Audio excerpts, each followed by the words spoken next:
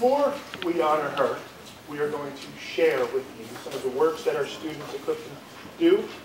Our art teacher, Laura Cheney, has created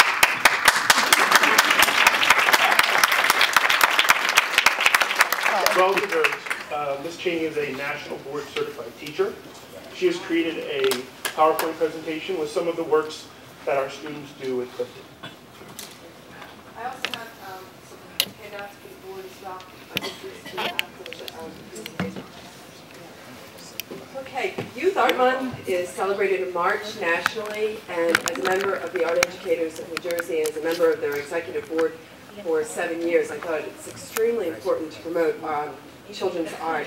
And that's one of the reasons why we have the art here in March for the board office, because it is another celebration of Youth Art Month. So first, I was asked to send 4 children's artwork to the Ocean County Youth Art Month show, and it's in all 21 counties. And if you could hit the first slide, please. There's a stage show as well, where 6 candidates from the 21 counties have their artwork displayed at the Trenton Courthouse, or at the Trenton State House, excuse me, right there in the lobby of the administrative buildings. And this is Crystal Ann's work. It was a painting inspired by Gustav Klimt's Tree of Life. Second slide, please. This is Crystal Ann at the Trenton. She's our 3rd grade student. Next slide, please. That's her and her mom and her artwork. And it's actually really, it's a wonderful place right there where they come from the legislative buildings, and it's in one of the committee room. In fact, you'll see the state seal above her in another photograph. So all the legislators from Trenton, as well as the governor and all their assistants, see the children's artwork in the state of New Jersey. So it's a terrific honor, and for me and for Crystal Ann, as well as for the Clifton Avenue Grade School, to have her artwork selected there and seen by our government. Next slide, please. Crystal Ann is not shy. Next slide. And it was terrific because as a state finalist, Crystal Ann was also given a whole bunch of free art supplies from some of our vendors that we buy supplies from, like NASCO and Crayola and places like that. So she's well stocked now. And there we are under the state seal of New Jersey. And that's some of the other teachers did not come on March 11th. It was a Friday night, and there was only 2 representing teachers from Ocean County there that evening. And there she is with her certificate. Now, I mentioned that 4 students were selected, so the other 3 were at the Ocean County Youth Art Month exhibit at the Ocean County Artists Guild yesterday, and it's up for the week until April 3rd. So if you'd like to go, please stop in and see our other 3 students. Next slide. There we had one of our students, Eric Mendez, who was a 1st grade. Him and his family, not only Eric came out, but Eric's mom, dad, brother, cousins, aunts, uncles. I think the neighbor might have been there, and I think the dog was in the van. I'm not sure. But it was so fantastic to see everybody come out. Next slide, please. That's Eric's scarecrow.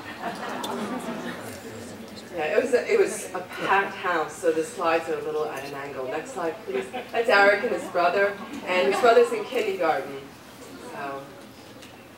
And this is my 6th grade student that we did Aztec Warriors. Some of my art projects always usually follow along with a history or an artist or a story. This is the story of the Aztec Warriors' last conquest against the Spanish, and it's called The Sad Night, and they had to do Aztec Warriors. And it's a great opportunity to use glitter because the Aztecs were known for their gold, and let me tell you, glitter is the hottest commodity in elementary school. Next slide. And this was a painting that we had done. There is no drawing. The context of drawing to painting is always a very difficult challenge, and sometimes when the children draw, they don't always realize that the paintbrush is 3 times as thick. So I always like to just give children paintbrushes right away and see what they can create. And this was before we had this snowstorm, so it was sort of eerie that the following week we had that snowstorm. And if you could hyperlink to Artsonia, I store most of the children's artwork on a digital website, and there is no advertising there. It's just all for students. And it's also a fundraiser for our PT2, and you can click on, let's just click on the Matryoshkas. Thank you. Actually, if you could go back, if you don't mind. And you see where it says slideshow over in the middle column. If you could just hit that, yeah. Thank you. And then you might have to scroll down a little bit to have the slideshow. So this was a wonderful story. I tried to make as many multicultural projects as I can. Matryoshkas are Russian and Eastern European nesting dolls. So it was a great story about a little girl who bought the nesting dolls and lost one. And it was a great opportunity. Some children got papers big as them. Some had little teeny tiny papers, but it went well with the story. So there's all kinds of teachable moments. But Artsonia is a great way to save the children's artwork. I've had children's artwork from kindergarten all the way to 6th grade. It affords an opportunity for parents to write comments, not only parents, but family members from across the nation or maybe even overseas. If they have this link to this website, they can leave a comment for their cousin or their aunt. And it's a great way to make art as a connection for families and the community as well. Also, it has the opportunity now for this year for students to write artist statements, so it's including the written word as well as their images. And writing an artist statement is vital to a professional artist as well as our children. So, if you have any questions about the website or would like to see any other images, I've had this website since 2004. So some of my students now are in high school and I think can still have access to some of their images. Thank you.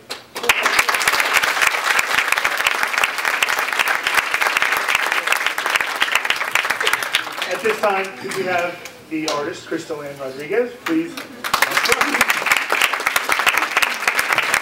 On a side note, all of the artwork, except for the big Lakewood sign, was put up by Ms. Cheney.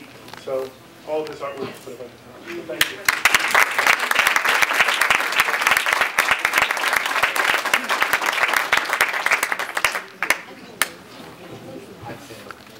We're presenting to Crystal Ann and her mother, as well as the teacher who inspired her, Mrs. Cheney.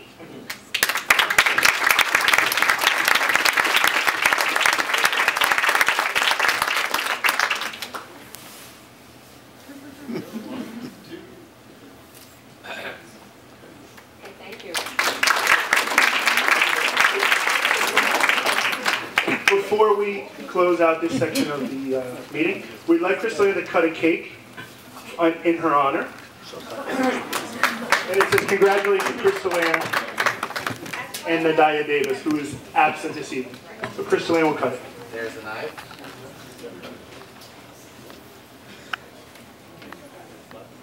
You can come around. You can come on this side. Come on this side. Look over there.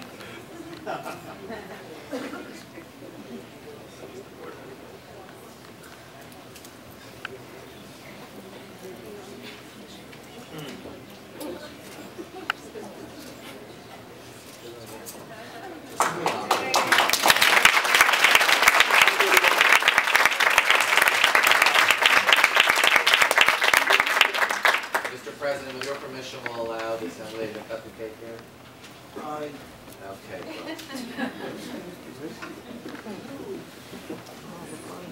And now, I'd like a very special treat. If any of you have not been able to visit the sixth grade Saturday Academy, I urge you to visit.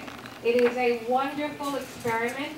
It was the brainchild of our assistant superintendent, Dr. Bakora, and it has been really very successful, but the supervisor who each Saturday is there is Mr. Richard Fosnut, and I'd like him to come up and show us what he's got.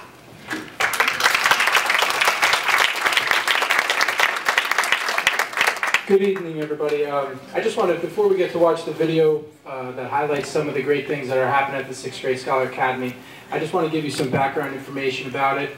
6th grade students from all the elementary schools are visiting the middle school each and every Saturday to get together with 3 different periods that they're going to have in math, language arts, literacy, and then there's also an enrichment period. And they're receiving very individualized instruction regarding math and language arts. We have, on average, about 242 students. We average about 242 students each and every Saturday, and that makes up about 3/4 of our sixth grade body that come each and every Saturday to get the extra help that they need to prepare for the New Jersey Ask. And then they receive about an hour of enrichment, which consists of 2 dance teams, a drill team, 2 art teams, and drama. And this really brings the students in to get them there each and every week, and we've had great attendance. We have 27 great staff members that work hard each and every Saturday. And if you haven't visited the academy, it's really a pleasure to be a part of, and I'm very excited to be a part of it. And students are working extremely hard, and we now have a video to show you that kind of highlights some of the great things that are happening there.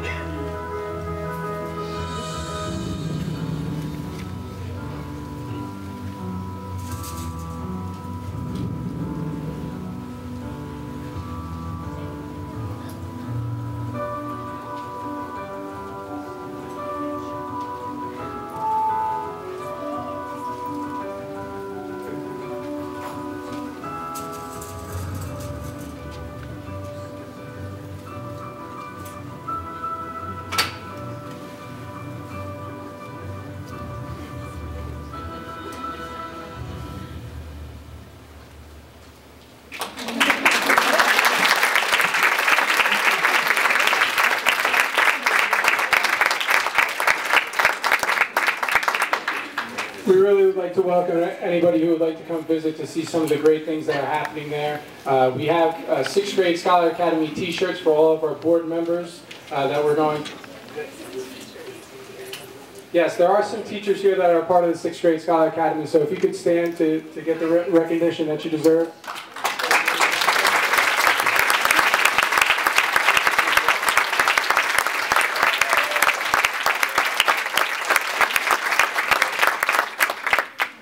Mr. John Minka, the art teacher at Oak Street, created our t-shirt design that we're going to hand out to all of our board members. And as I said, anybody who would like to come by and stop by and see the great things that are happening there, it's really a wonderful thing. Thank you, everybody.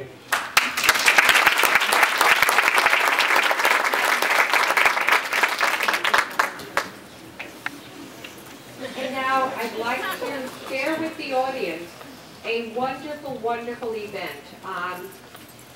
We are now eligible, and we've been working on an application for the school improvement grant geared to the improvements of the high school. We can go. So just give us 1 second. Sure, sure. We have a lot of cake up here, so if you want.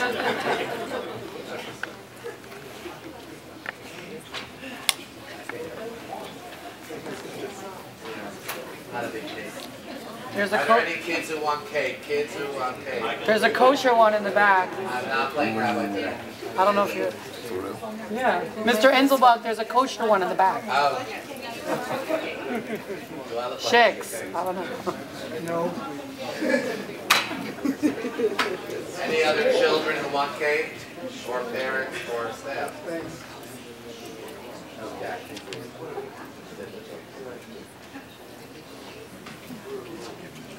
Just leave it right there. Thank you so much. Let's have a hand for the cake cutter.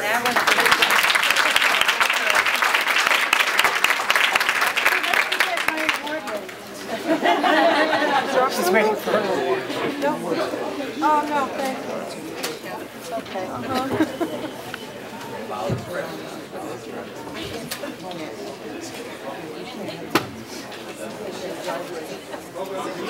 Oh, yes. Here it is. Here's it. It says 6th grade Scholar Academy 2011.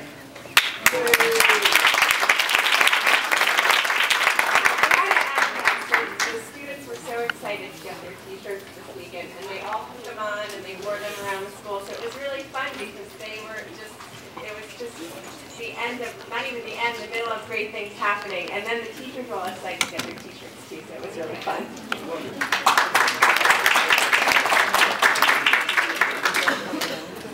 Well, now I'd like to discuss with you Mrs. Yulee, principal of the Lakewood High School, and I, as well as we're going to have some technical assistance from Laura Winters, who's hiding in the back, but we'll pull her out. The federal government has given funds for the improvement of certain schools. They're funneling it through the state education departments. And we were asked to apply. Lakewood was asked to apply. It's a competitive federal grant administered at each state. Only a number of schools are being asked. The award can be up to $6 million over the next 3 years, which is a considerable amount of funding that we need that normally we can't have for all the extras that we can have. As soon as we're done, you can ask all questions you want. And the award is going to be based on the quality of the school reform application in actuality. And I'm very happy to say that the application has come from the work. We had 6 meetings. If we can skip to, I'm sorry for skipping, stakeholders meetings. We had 6 meetings and we had representatives of each one of these stakeholders, the district office, obviously, the high school, staff members, community leaders like Dr. Rush, Pastor Wilson, parents of high school students like Mrs. Kearney and Mrs. Cutter, as well as the Lakewood Education Association representatives, Mrs. Botsky and Mrs. Sass, as well as you can see faculty from the university. We all got together during those 6 meetings and we hammered it out. And one of the key things, if you could go back to the 4 models of reform, the 4 models, as you can see, one of them is transformation, one of them is turnaround, one of them is restart, and one of them is closure. You have a choice between closing down the school, restarting it as a charter, turning it around, which means you have to overhaul the staff and dismiss the staff. And in districts where you have more than 1 high school, you can transfer staff, etc., etc. We decided that we would do the transformation. And basically, the transformation is about retraining our teachers, our entire staff, in order to meet the needs of all our children. We want to change the high school. For those of you who went to high school and you had a wonderful time, it doesn't apply to you. But for those of you who went to high school and you were given a syllabus and you were given courses, you didn't have any choice in it. I know, I didn't care for it. There wasn't any choice like the one that we see in the 6th grade academy. When you go to high school, you're getting a schedule. And you're told exactly what courses you have to take. There's not much incentive for children. We're looking to have a grant that gives children incentive and a reason for going. It'll be either we prepare our children for higher education or we prepare them to have viable employment afterwards. This grant will enable us to do that. As I said, we selected the transformation model. We want to continue, and Mrs. Yulee will tell you more about that, the transformation that was begun in the last year. And we believe with all our heart, especially because the world has changed, we are no longer an industrial economy. We have changed a great deal, but yet our schools are really modeled after an industrial model. The bell system, I could talk about this for an hour, but I'm not. I will bore you. But nevertheless, we have to offer professional development, because if a teacher started when I started back in 1973, there's a lot of things that the world has transformed since 1973, just in the area of technology. And that's why one of our academies will be about technology and choosing careers in technology. We don't have technology. As you see, we involve all the multiple stakeholders in the grant application. And this is going to be very important for everyone to hear. Because of this grant, we're able to offer students an additional 300 hours of instructional time. And that is key. And I want to underscore that because We are competing with countries across everywhere that had, we average, I think, and this was based on 5 years ago, I don't know what it is now, but we average 5 hours and 30 minutes of instruction. Japan averages twice that amount. So, and when you think about it, if our children aren't given those opportunities, how can they possibly compete in countries that have double the time? In addition, one of the things that we will put in place, and this was based on teachers doing this, we're going to have a rigorous evaluation and incentive system to place all staff. If we have technology, we obviously, a technology academy, we obviously have to have teachers who are versed in 21st century technology. So there's if you listen to everything that we're trying to do, it's really revolutionizing the high school. It's not, you know, it was, somebody said to me that our kids, when they are in the street and they're approaching the school, they are living in the 21st century with all the gadgets that they have, with everything else. When they step into the high school, they're back in the 20th century. Because we don't have the kinds of technology that they are familiar with. So again, this grant will allow us to step into the 21st century. It's important to have all data-driven things. And what I mean by that, and we've talked about it over and over with principals, you can say, well, the kid isn't learning, or this group of kids isn't learning, they don't know enough English, they don't know this. What is your data? How many children are learning? If you have a science course and the test, how many of the girls are passing, how many of the boys? You may discover that the girls are not doing as well in the 6th grade in science. What do you do? But we can't make blanket statements without data. And that's one of the things that the vice principals and the principals have been engaging in, trying to make the decisions. In the high school, since it's so complex, it's going to be essential. If we get this grant, we'll be able to get more technology in the school, and that's going to be key. And possibly, that's what we're applying for, a data person. And as I said, we're going to increase time. Make note, and we did this with the Lakewood Educators Association in concert with. We're going to lengthen the school day for high school and middle school students by 1 hour. We'll begin, if we get this grant, we're hoping to get it, from 7:15 a.m. to 2:45. We're reducing the children's lunch by 10 minutes. We noticed, Ms. Yuli can tell you about that, we noticed the kids went right through lunch. They don't need the 40 minutes, especially at that age. We need it, the 40 minutes, but not the kids. And this is one of the key things. We're going to change all the class periods from 40 minutes to 60 minutes and increase teachers' professional learning time. And again, I go back to other countries. In Japan, and those of you reading the research every day, you can correct me, but the last research I read, which was about 5 years ago, teachers leave at about 1:30, they stay till 5:30. 1:30 to 5:30, they're doing professional development. We have 1/10 of the professional development. And if we think about the medical field, can you imagine going to a doctor who doesn't upgrade his skills and isn't given the opportunities? We haven't given our teachers enough. We're looking at the way we do professional development.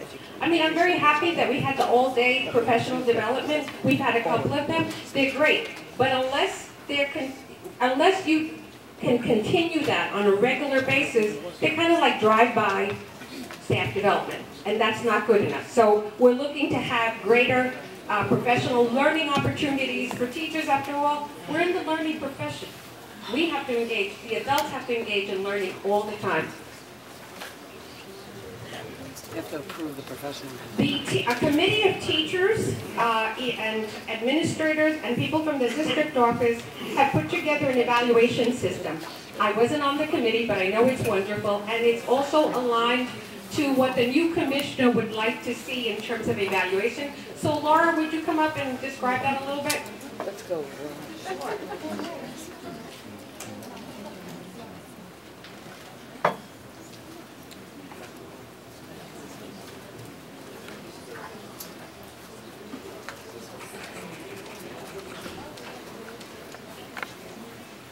Okay, the new teacher's evaluation system is also a new one for principals. It'll be 3-tiered. There'll be a walkthrough, which is 5 minutes. There'll be an instructional feedback, which will be a 30-minute walkthrough. And then there'll be a formal evaluation.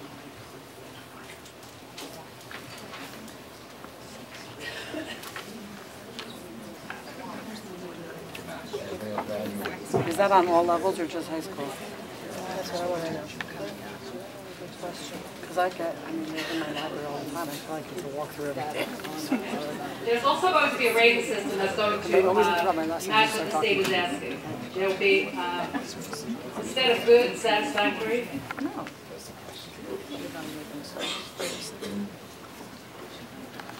It'll be effective, it'll be highly effective, it'll be partially effective, and it will be ineffective. So those will be the 4 rating systems that we will rate teachers and principals.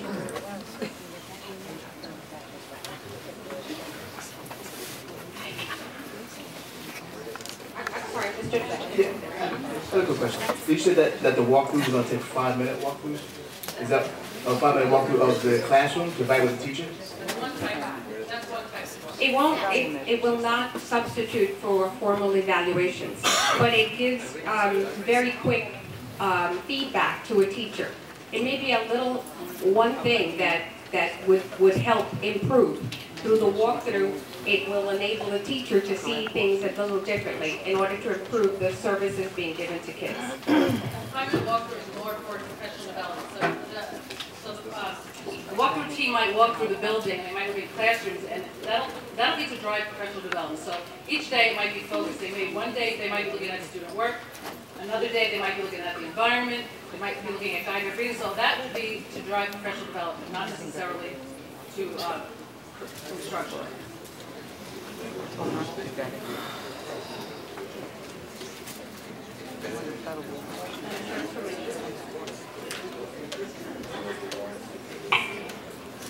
Last year at the high school, we began working with Leadership Matters, who is a consulting group that works at University Park Campus School in Massachusetts. And we instituted a common instructional framework, which is 6 strategies for learning that have been proven to work with young adolescents who work in social groups. Collaborative learning, writing to learn, high-level questioning, scaffolding, and we've instituted this in all of our lesson plans and in all that we do with students. And it works across the board in all content areas. So this is part of the transformation began last year working with Leadership Matters and putting in the common instructional framework. We began a comprehensive ongoing job-embedded staff development with professional learning communities. All teachers meet 1 period a day, either in a content area or sometimes on a grade level, and they talk about instruction and best practices and student success. We're going to continue that. We are moving towards transforming Spanish language classes into heritage language classes, because if students have a better idea of their culture and heritage, they will better transition into learning English. We're creating small learning communities in 9th and 10th grade, which is about 100 students make up the small learning community, and they all work with the same teachers. So when those teachers sit together and talk about students and instruction and achievement and success, they all are working with the same students. So if we have 300 students in 9th grade, then it's 3 different learning communities. And the research says that when we take bigger groups and we put them into smaller, more personalized groups, we'll have more success. That'll be in 9th and 10th grade, and then working towards all students belonging to an academy, but really in 11th and 12th grade, the academy is really moving full swing, and the 3 academies that were decided on were finance, technology, and engineering. So every student eventually by 11th grade belongs to an academy and has a specific coursework as well as the core content subjects that the state requires. A big part of the success that students will have in high school is community outreach and feeling like they're part of a community and a neighborhood where everyone is working together. High school students, the research says that the reasons why they don't like high school is because they don't feel like they're really being cared for, and that's because they're in large environments. So we're partnering with FOCAMAS, which is a community-based organization with a very good track record of working and doing community outreach and helping our community and the school become a partnership. We're working on providing online summer ramp-up literacy courses to incoming freshmen and summer opportunities for sophomores in need of credit recovery. Credit recovery would keep you on track for graduation, so that if you fail a course or you're struggling, you don't begin to fall back. In high school, it's all about credit accumulation. So we give you a chance to stay on track so you don't end up being a junior with less credits than you should have. And we're also allowing we're providing for online summer opportunities for sophomores and juniors in math to prepare them for advanced math classes. Part of the grant is putting in more AP classes and targeting a larger number of students for AP courses over the course of 3 years.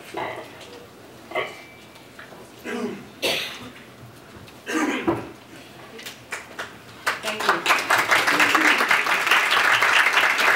Let us all pray that they grant us this wonderful grant, okay, and we get it. We should know by May if we're going to have it, and we'll be able to start implementing and beginning our work in the summer. So we're really hoping that they look at us favorably. If there's any questions, please. Yes, I have a good question. If for say some reason we don't get this grant, do we already have a plan B, so to speak, in place with some of these same things that you want to do? If we don't get the grant, can we still implement some of these plans here? We've already begun a lot of this in the transformation over the course of 2 years. Of course, the grant will help us to bring a lot of financial stability and cohesiveness to it. But all of these are plans that the high school needs regardless. The grant will help us institute it in an easier way. No, but the question was like, if the grant we don't get approved, can this plan still be implemented? Essential courses they can, but for example, the additional 300 minutes per. I'm sorry, the 300 minutes that entails some extra funding. So we won't be able to do that part of it. We are looking to have academies anyway. Will they be as good as we're looking to have, as our attorney would say, the Lexus model. We might have to settle for, the Honda, okay? How about the Yugo? Whatever you say. The length of the class is going from 40 to 60 minutes. So now MEF would have 2 classes of 40 minutes, which is. Now remember, we used to have 40 minutes. Right now we have 40-minute periods at high school, and we double block them to 80 minutes. So but 60 minutes is the ideal. Right. Not too little, not too. The question is going to be another 20 minutes somewhere along. We're looking to give enrichment another course of math in 9th grade, so you'd have an A and a B day, an extra course of math 2 days a week, an extra course of language arts. So it would be infused in 9th and 10th grade. So every day, what's in 9th grade? Not every day. I think it's an AP schedule. So what would be, what's in 9th grade that's starting Algebra 1? What was their schedule? 60 minutes of algebra, and then on an A day you would have an extra 60 minutes of math. On a B day, an extra 60 minutes of language arts. Is what I would say for that. So it's an off day, 3 days, 2 days. So you are getting more. You're not getting every single day, but you're getting 2 to 3 days on an A, B day. And the scheduling is complex. That's why we also, part of the grant will be that we have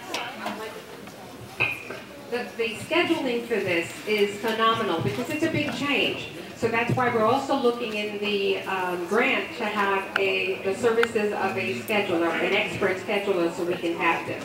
It's complex to have over 100 teachers, over 1,100 children, and to create a schedule that makes pedagogical sense as well as logistical sense. They mandate that it should be 60 minutes. While I agree that, I expressed many times that 80 minutes math is a lot. But they mandate that it has to be 60 minutes. And then can we have, let's say, add 20-minute chapter works? That's the question. No, I believe... And the reason is a lot of times, especially in the high school, the teachers spend a lot of time just sort of covering the material before algebra have, 9th grade, all the classes. So they usually spend like 20 minutes or some time just going over the basics.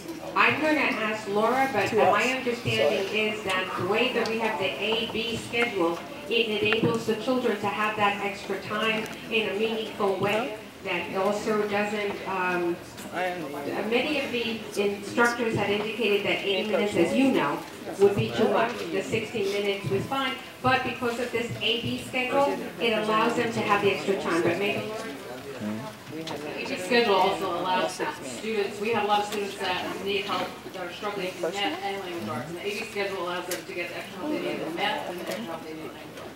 That is why we're Through the chair. The whole grant is about improving instruction, so part of that is helping teachers better teach in the 60 minutes, whatever subject it is. Through the chair. Yes. I understand that there's an extension of the period or school time or whatever was said. Has the union been consulted with this, the LEA? The LEA was part of the committee that created this. I pointed out in one of the slides. Yes.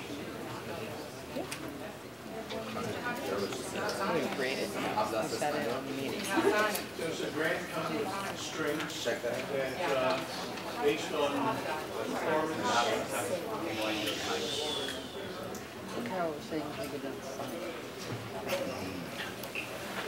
Go up there.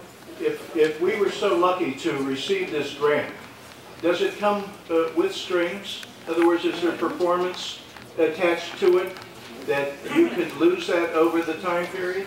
Nobody gives you $6 million I know. without some strings. Okay. Mrs. Julie, what's that? There are benchmarks that we have to meet on every year.